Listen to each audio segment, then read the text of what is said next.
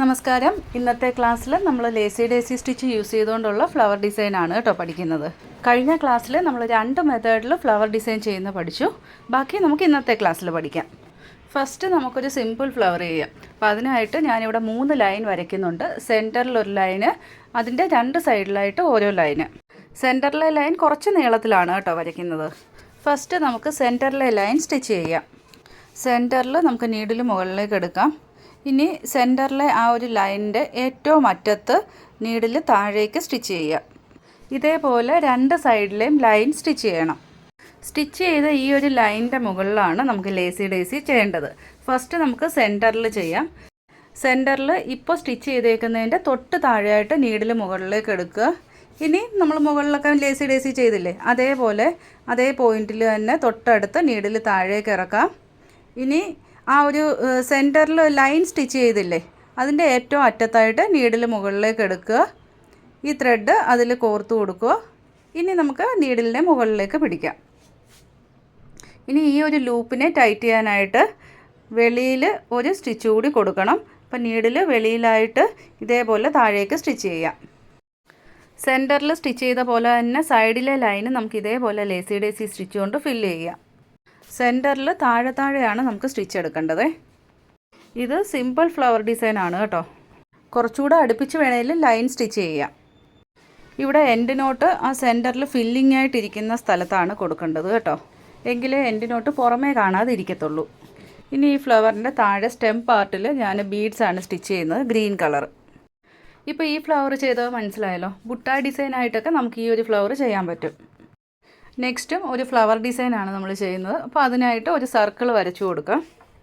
എപ്പോഴും സർക്കിൾ വരച്ച് തന്നെ ചെയ്യണം എന്നില്ല, പക്ഷേ നമുക്ക് കറക്റ്റായിട്ട് ആ ഒരു ഷേപ്പ് കിട്ടാൻ സർക്കിൾ വരച്ച് ചെയ്യുന്നതാണ് നല്ലത്.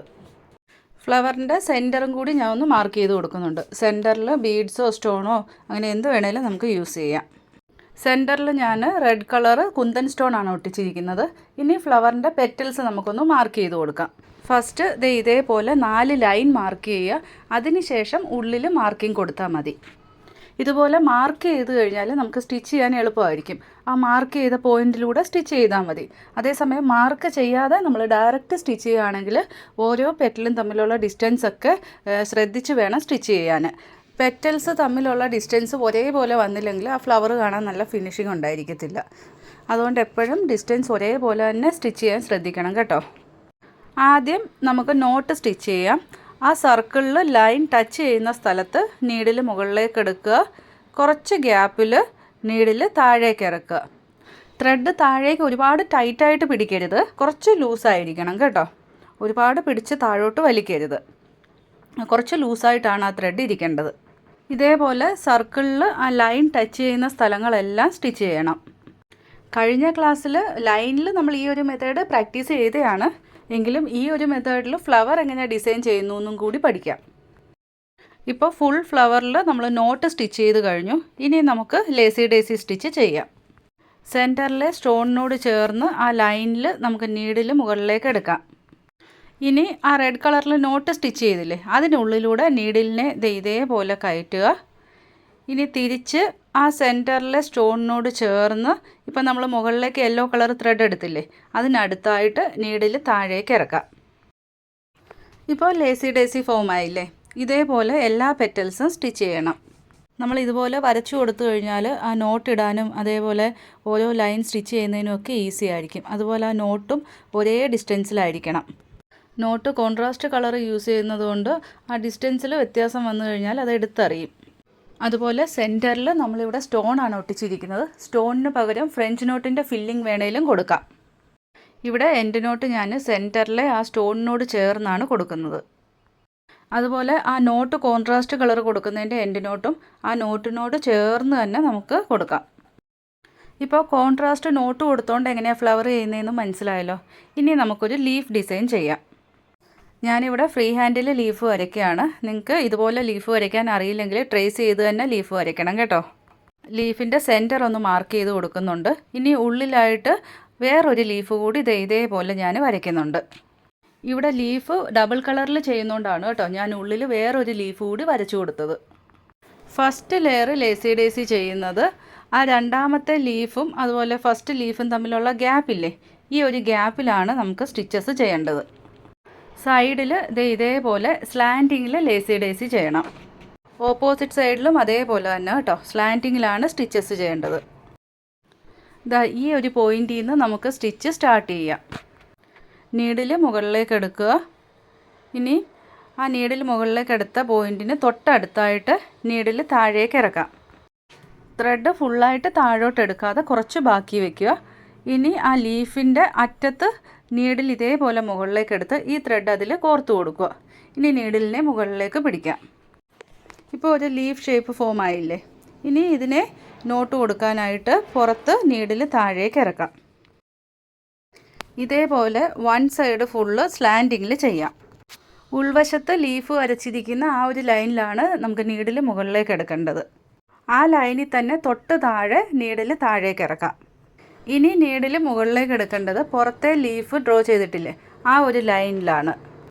ഈ ലീഫിനെ ടൈറ്റ് ചെയ്യാനായിട്ട് നമുക്ക് നോട്ടും കൊടുക്കാം.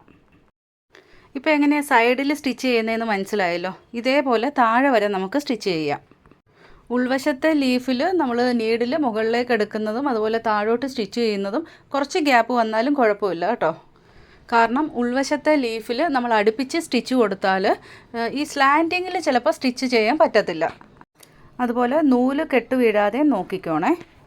ഇനി ഈ സൈഡിലെ ലാസ്റ്റ് ലീഫാണ് സ്റ്റിച്ച് ചെയ്യേണ്ടത്. ആ ലൈനിൽ തന്നെ സ്റ്റിച്ച് ചെയ്ത് വന്നാൽ കറക്റ്റായിട്ട് നമുക്ക് ആ ഒരു ഷേപ്പ് കിട്ടും കേട്ടോ.